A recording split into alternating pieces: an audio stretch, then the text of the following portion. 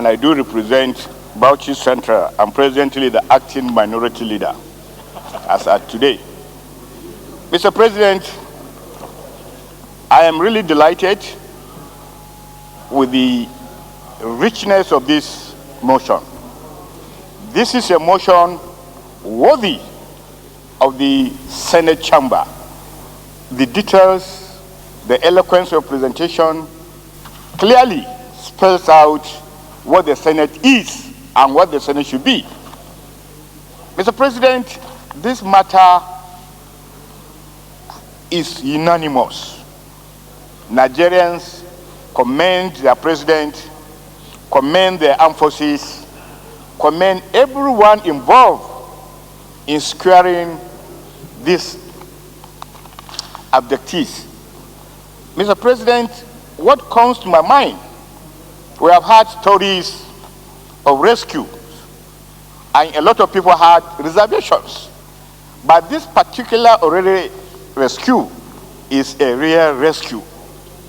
And looking at the officers that lost their lives, looking at their religious background, looking at their ethnic identity, it gives you a complete impression that this is a Nigerian operation, whereby Igbos, Hausa, Yorubas, Muslims, Christians have lost their lives.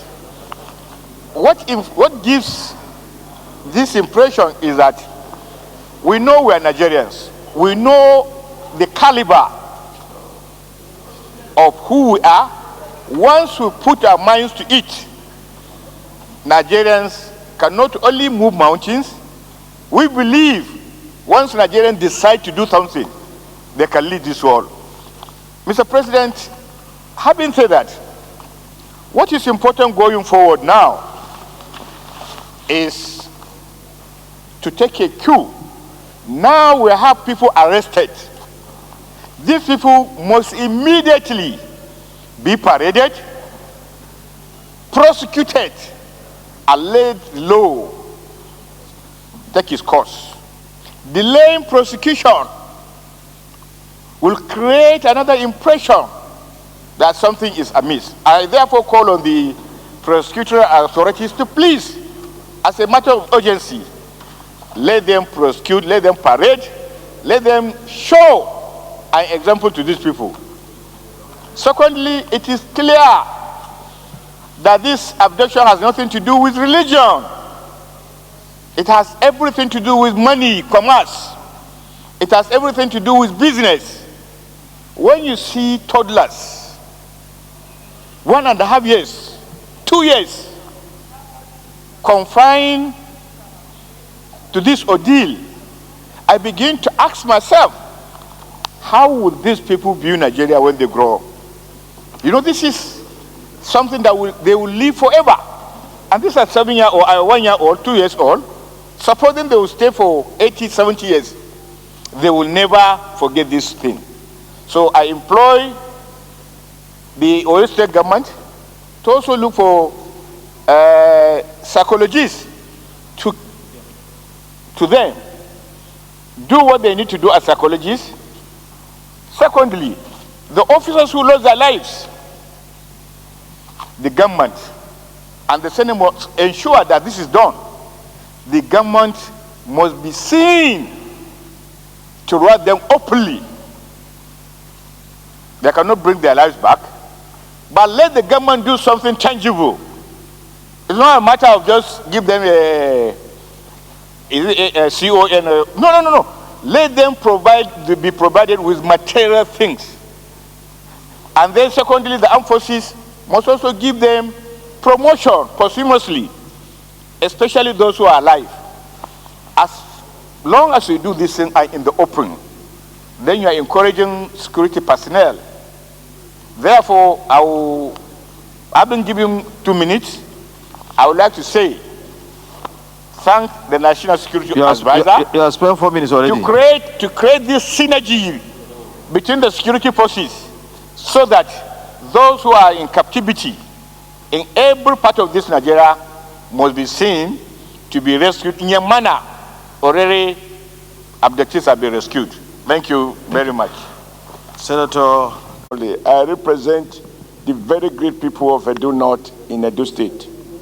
I rise to commend this motion and the fact that it was moved by our Senate leader, which reflects the collective feeling of this Senate that if we have spent time to denounce in the past, it is just appropriate that on this occasion that our armed forces have demonstrated uncommon courage and apparently evolve a different strategy to rescue these children is something that all of us should commend.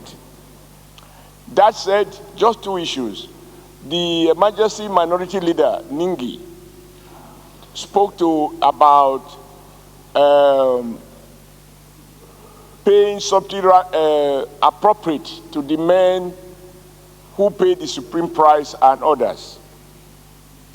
I will add that if one man must be paid for loss of life, all those who have lost their lives in Borno, in Niger, everywhere else that the armed forces have been active, I do not think you can separate one from the other. So we have to have a general policy that deals with those of our countrymen and women in uniform who have paid the supreme price in the cause of defending the country.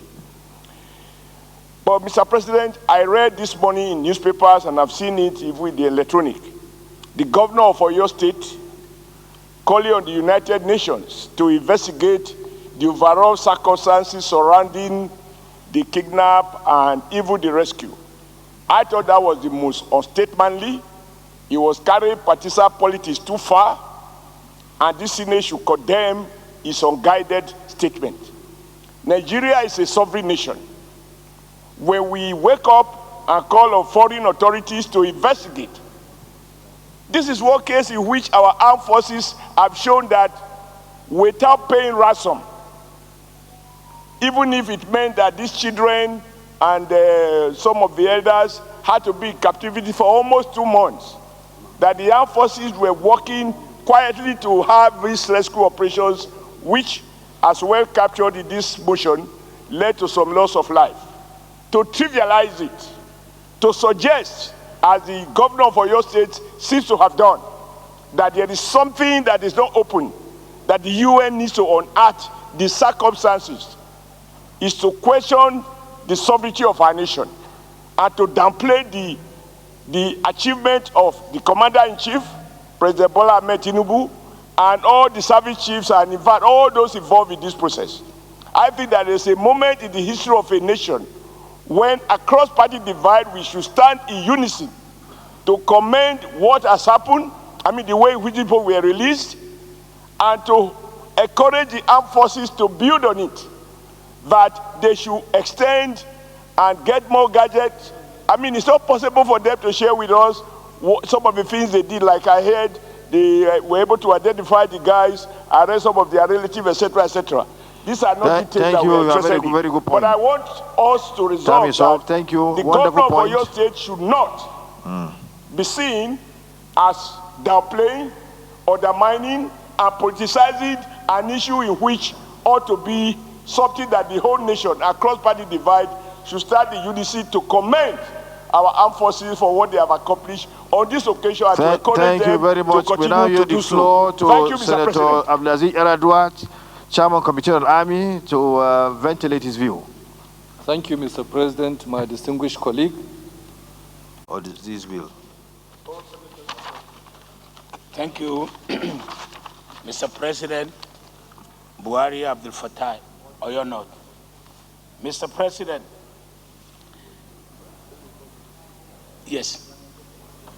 Mr. President, Dark and Black Friday on the 15th of May, 2026, the bandits struck in my area and carried toddlers away with their teacher. Early hour of the day, around 8:30, some of them were just at the parade.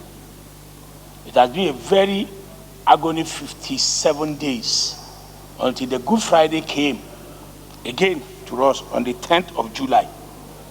Mr. President, the incident that happened, though there have been series of kidnapping report in the country. But the reason why this one was a bit unique is that 1 year, 3 months old child was among the people that was kidnapped. Mr. President, the day they were released, coincidentally, I happened to be at the hospital when they brought these children. It was one of the very, very sad moments. Because it is my senatorial district, it's my hometown, it's my senatorial district, it's my constituency. So while I was there, one of them was at the death row. He was on oxygen, and all of them were being given drips. We give glory to God, and the human job, the military men that rescued them, and then the military hospital doctors, they did very well. We were there from 7 in the evening up to 2 midnight. They were just trying and struggling to save their life. Fortunately, the following day, by 11 o'clock, the guy that was on oxygen, they removed the oxygen, and 70% of them have been able to come back, in fact, and they were given food to eat. And this is the opportunity to thank the federal government, because it wasn't an easy place. The forest is about 2,000 kilometers.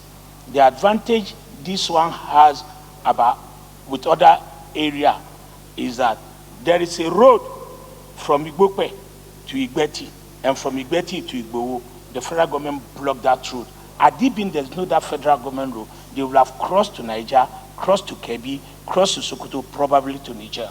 But the moment they blocked that road to the north, another road was blocked to the east. It's called Secretary, and the other road was blocked to the west, Igbeti. And they now attacked them frontally from where they came from, Yahuta, which is a Siele.